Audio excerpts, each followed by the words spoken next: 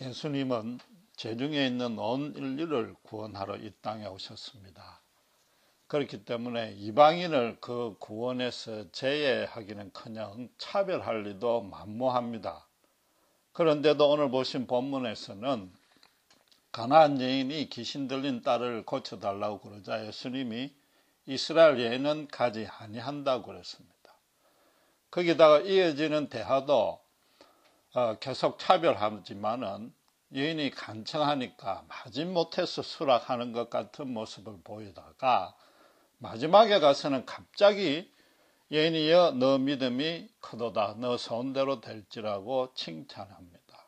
그래서 조금 이해하기도 힘들고 예수님이 좀 변덕스러운 분이 아닌가 싶은 그런 기분도 들 정도입니다.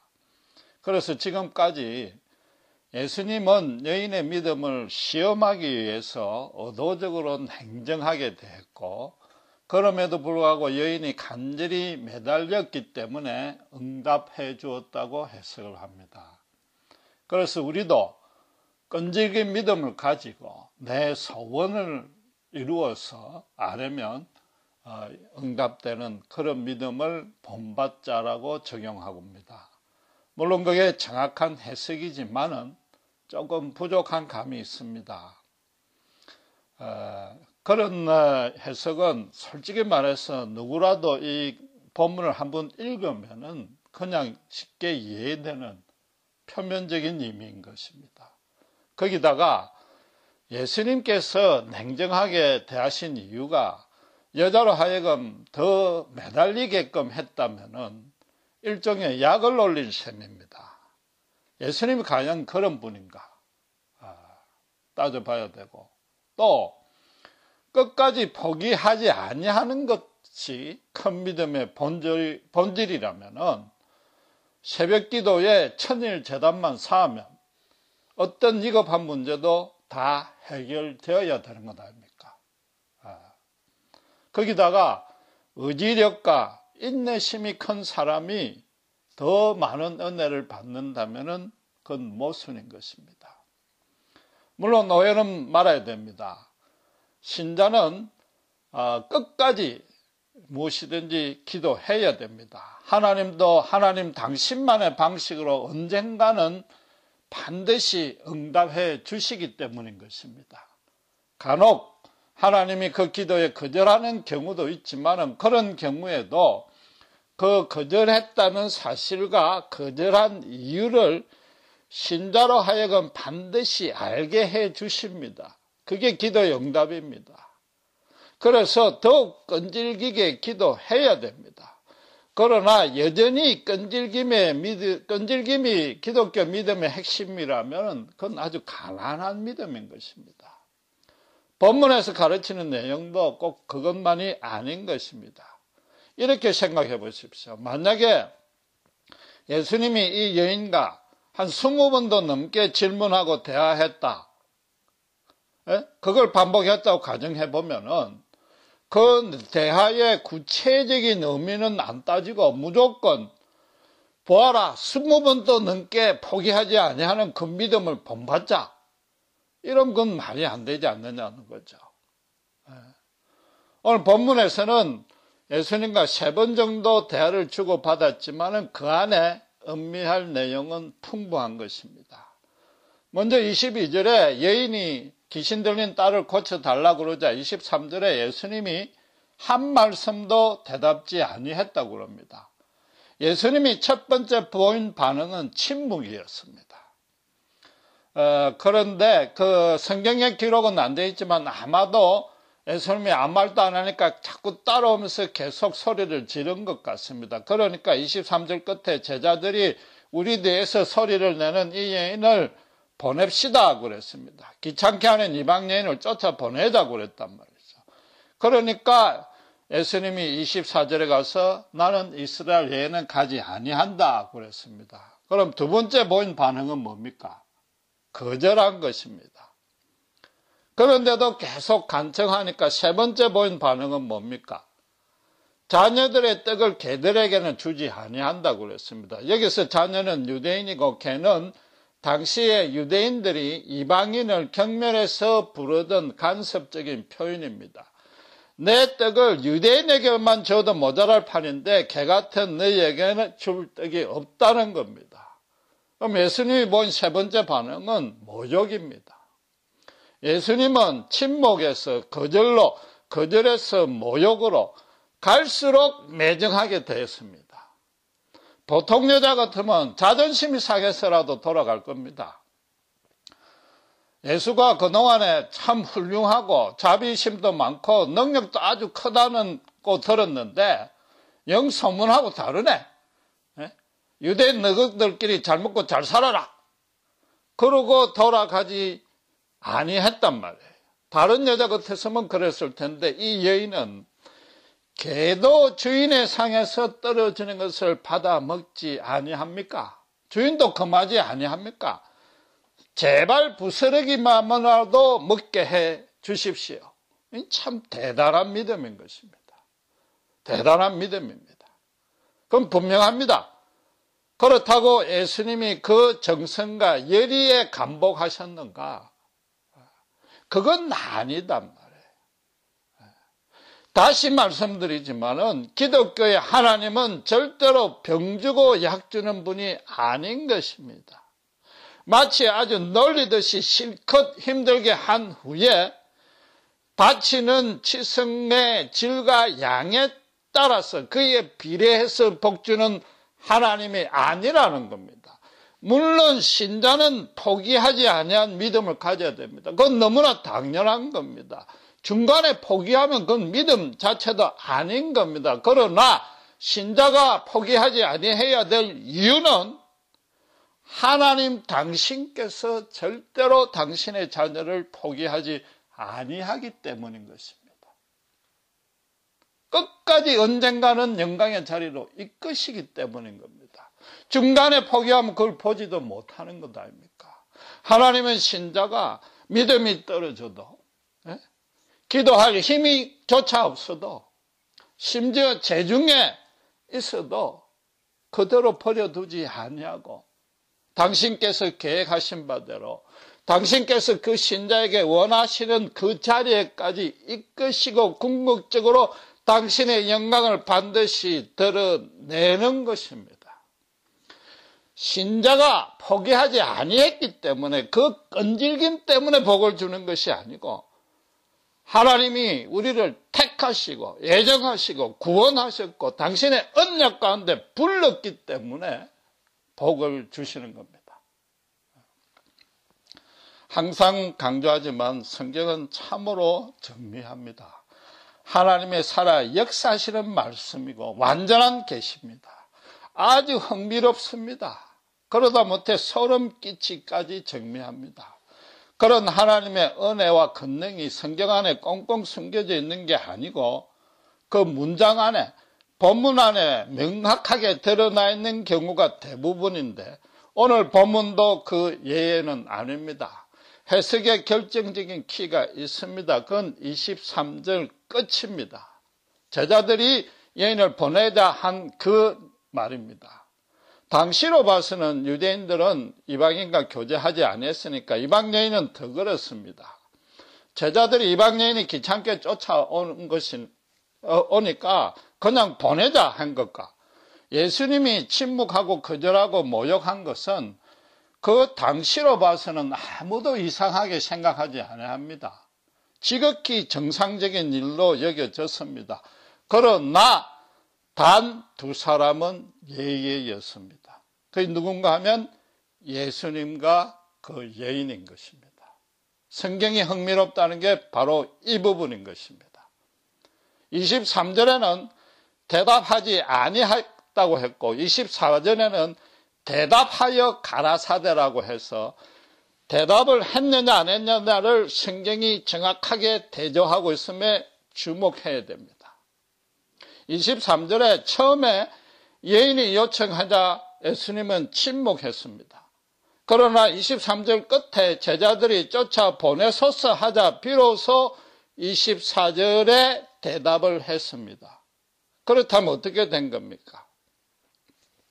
24절에 대답한 내용이 여인을 향한 것보다도 오히려 제자들 들으라고 한 말씀인 것입니다. 지금 예수님이 제자들의 한 말을 동조를 했겠습니까? 안 했겠습니까? 예수님이 동족인 유대인을 더 사랑하니까, 또 제자들이 함께 다니면서 고생하니까 제자들의 편을 들어준 것이냐 말이죠.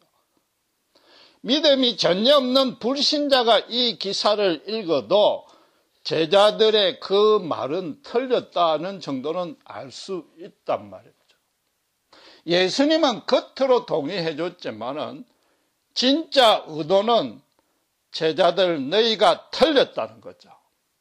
지금부터 왜 틀렸는지 규명할 테니까 잘 새겨들어라. 일종의 반어법적인 표현인 것입니다. 너희는 내가 유대인만의 메시아인 줄 알고 있느냐? 그 질문을 제자들에게 한 것입니다. 여인의 믿음을 테스트한 것보다도 제자들의 믿음을 테스트한 것입니다.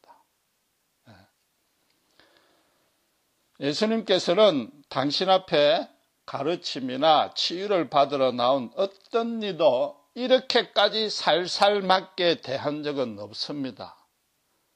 살펴본 대로 침묵에서 거절거절해서 모욕으로 이 부정적인 반응이 세기가 더 강해졌습니다.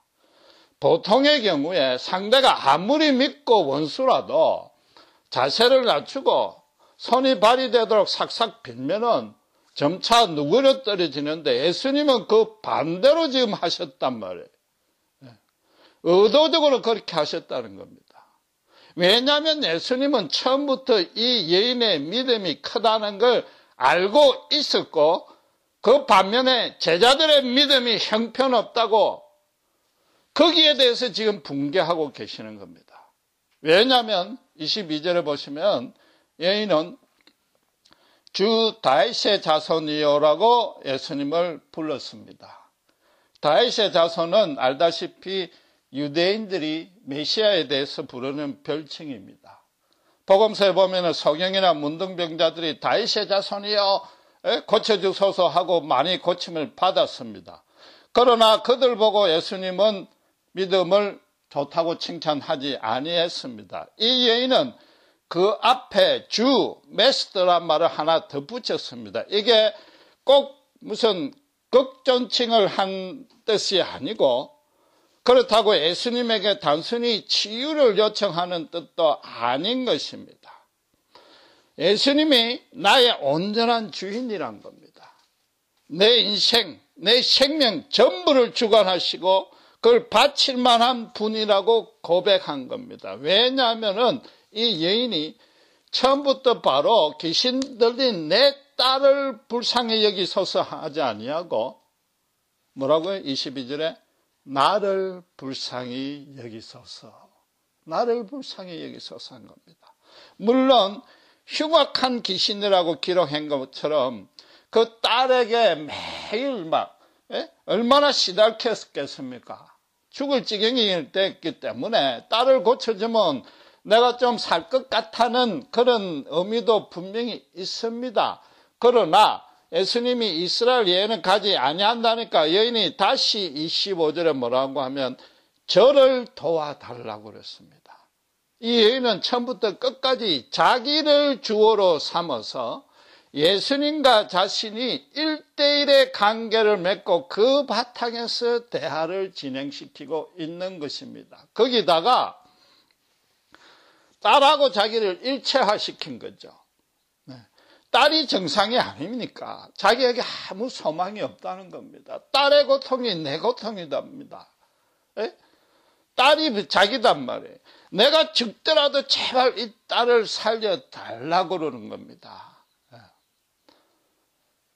예수님 앞에 귀신 들린 딸을 데리고 와서 그 딸을 내려놓은 것이 아니라 자신의 전부를 완전히 내어놓고 드린 것입니다. 예수님이 개라고 모욕하고 니한테 돌아갈 떡은 없다라고 했음에도 불구하고 이 여인은 뭐라고 했습니까?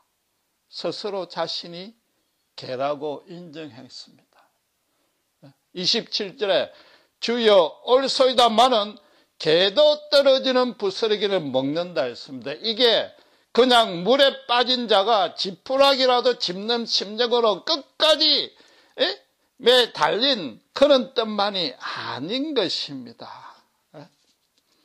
그럼 중동에서는 미리 구워놓은 둥그런 또띠아 같은 떡을, 그러니까 미리 구워놨으니까 마른 떡인데 그걸 먹으면은 떼서 먹는데 그게 부스러기가 자연히 떨어집니다. 그럼 개가 옆에 와서 그것을 먹는 것까지는 주인이 금하지 아니합니다. 그럼 개의 입장에서 보면은 이제나 저제나 주인이 상에 앉아서 밥 먹기만 기다리는 겁니다. 개는 주인의 상 옆에 엎드리는 것이 개로서는 최고의 즐거움인 것입니다. 그 요점은 개는 주인의 상에 앉지 아니하면은 아무것도 먹지 못한단 말이에요. 오직 주인의 처분만 기다린다는 겁니다. 여인이 지금 자신을 개로 낮춘 것도 극도로 자신을 비하한 정도가 아니라 주님의 처분만을 기다리겠다는 거죠. 주가 극존칭이 아니었듯이 이것도 극비하가 아니고 예수님과 나만의 1대1의 온전한 관계에 들어가고 싶다는 겁니다.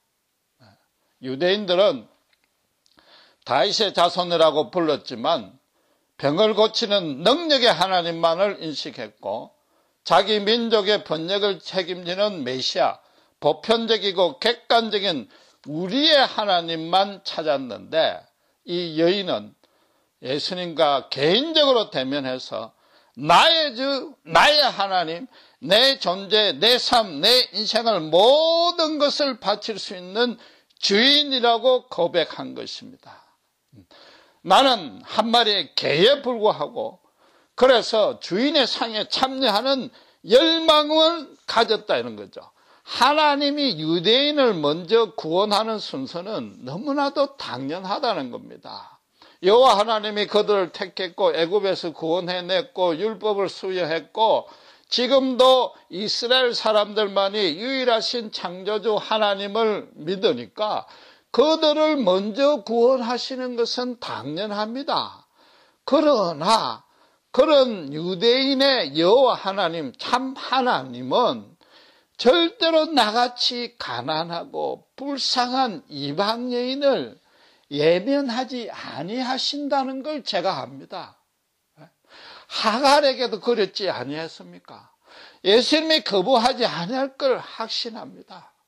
만약에 주께서 나를 박대하면 나는 아무 데도 갈 곳이 없습니다. 내게 남은 것은 절망과 사망뿐입니다.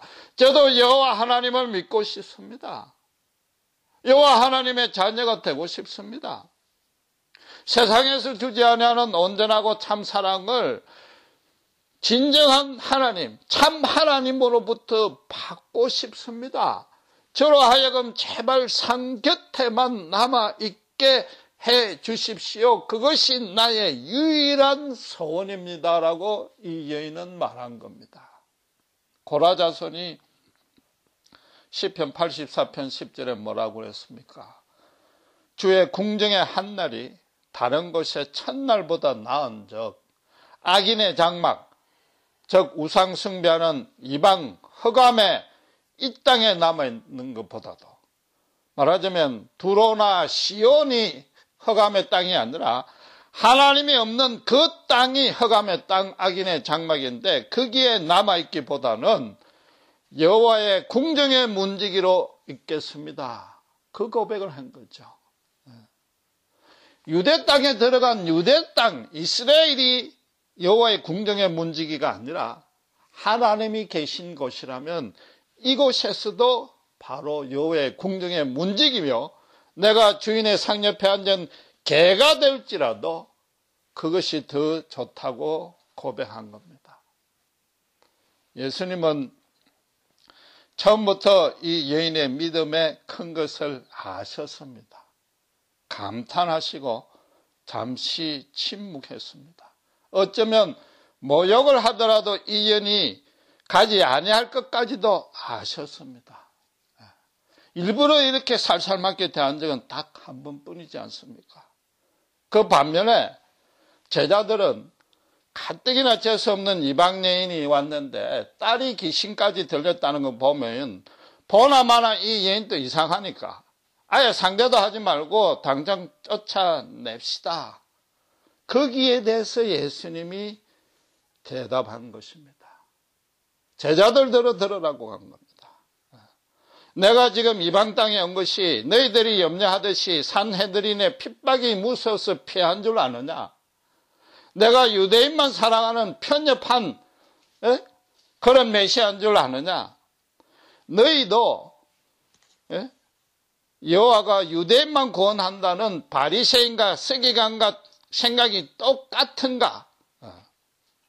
너희 믿음이 과연 옳은가? 이 여인과 비교해 보라. 예수님은 지금 그렇게 말씀하신 겁니다.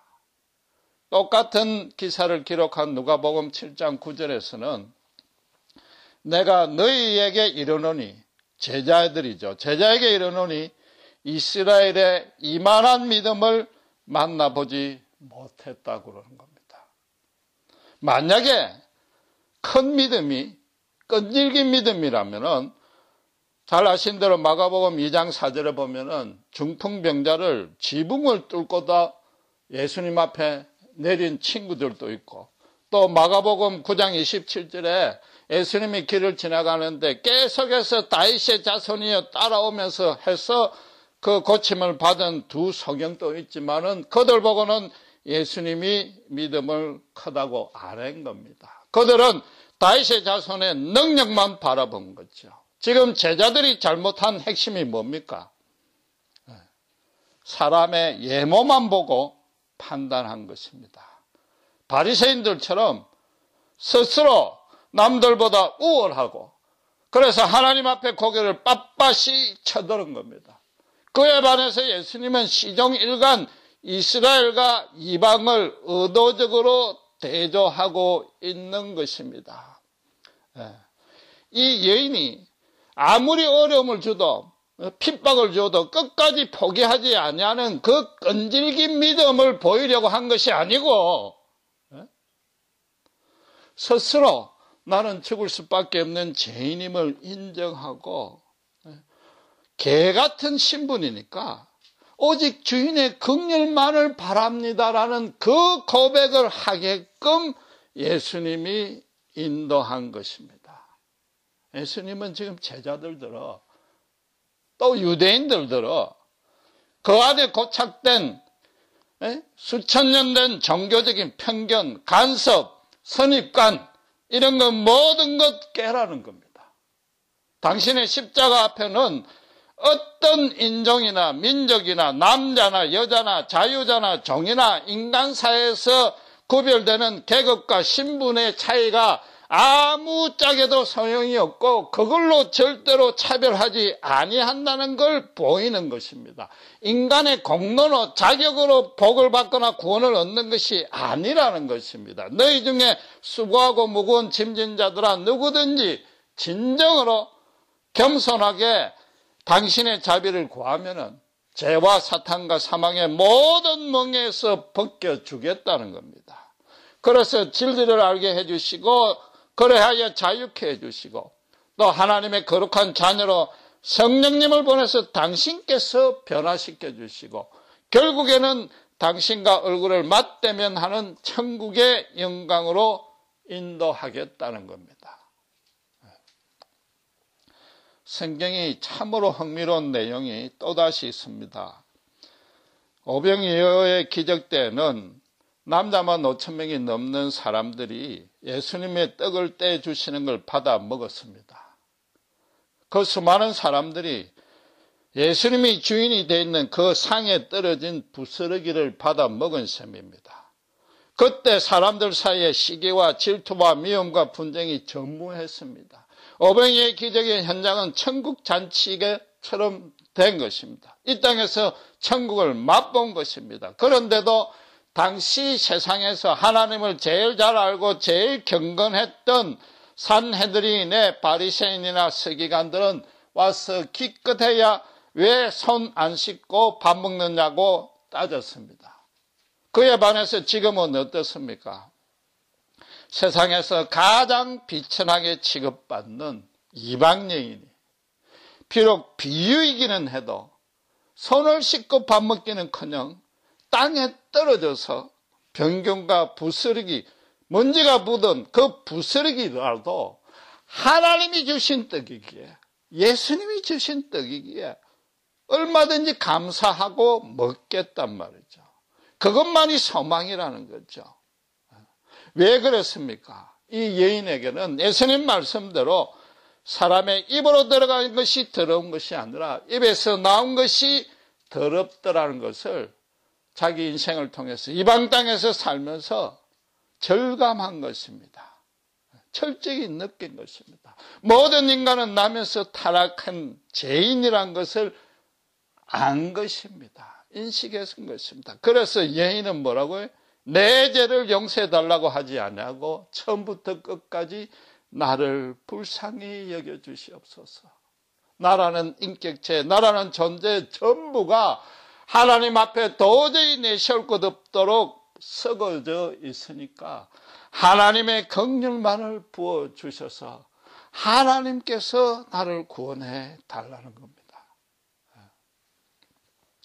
사실은 예수님께서 여인을 모욕한 것도 아닙니다. 헬라 원어에 보면은 개라고 말한 이 원어가 우리말로 하면은 개 XX가 아니고 애완견 부르듯이 강아지 부르듯이 그런 애칭입니다. 그러니까 예수님은 처음부터 이 여인을 멸시하고 약을 올린 병주고 약주고 할 그런 뜻이 없었다는 겁니다.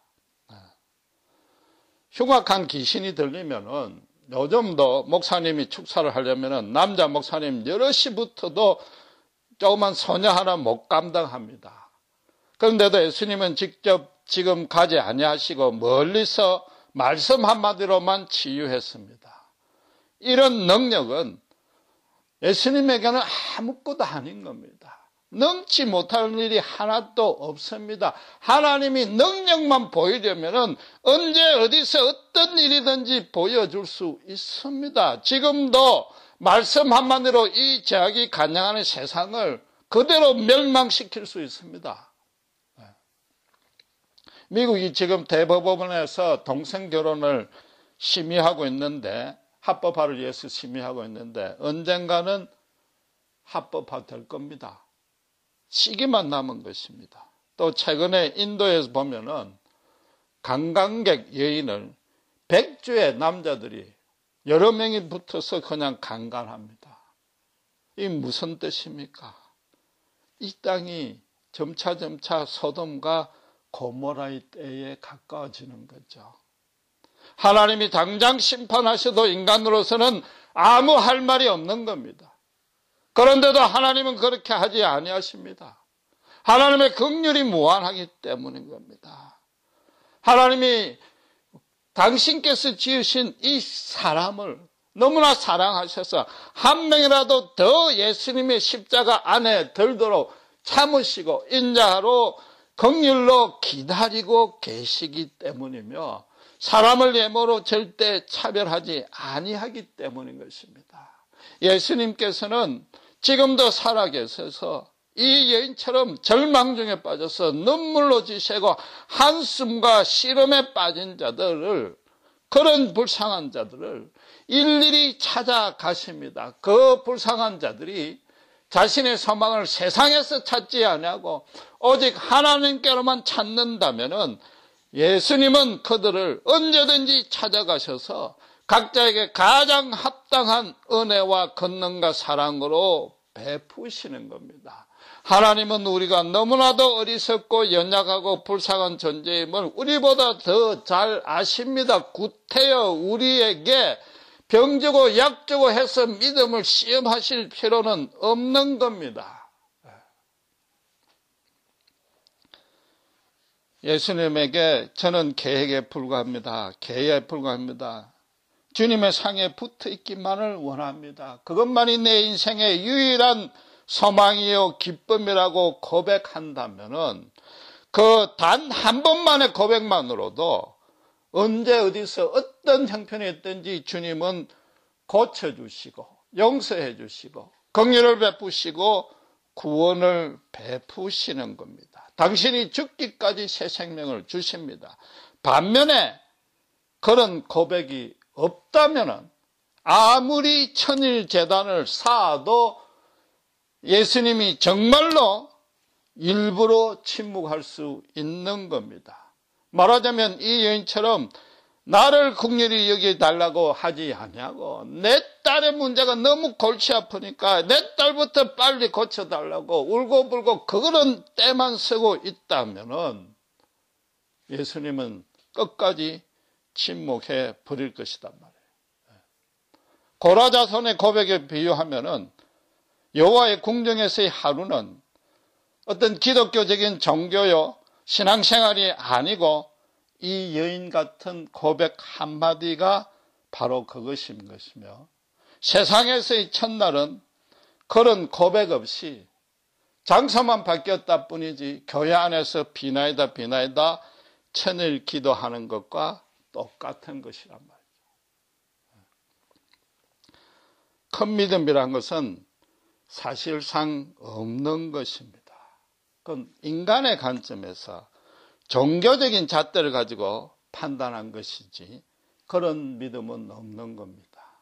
물론 끈질겨야 하지만은 그게 큰 믿음은 아닌 것입니다. 하나님의 관점에서 보면 오히려 큰 믿음은 최대한으로 자기가 낮아지는 믿음인 것입니다. 예수를 믿는 믿음의 본질은 그분의 십자가 앞에 모든 것을 내려놓고 그분의 긍휼만을 소망하는 것, 완전히 낮아서 기다리는 겸손함이 예수 믿는 믿음의 본질인 것이요. 예수 믿고 난 이후에도 날마다 자기를 부인하고 주님의 십자가를 지고 가는 것이 믿음의 본질인 것입니다.